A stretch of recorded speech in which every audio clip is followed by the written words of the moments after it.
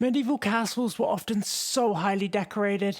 Like ancient Greece or Rome, we normally base our image of medieval castles off the ruins that are left behind.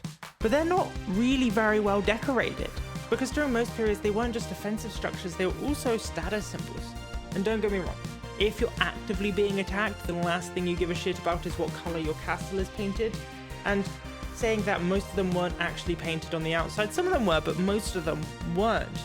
The decoration on the outside was more the masonry or the architecture. But the insides were completely different, because they were often like plastered with mortar and lime mortar and then painted, not to mention all of the artwork that was hanging on the walls like tapestries or paintings. You end up with this really cool mixture of like utilitarian military building and gaudy status symbol.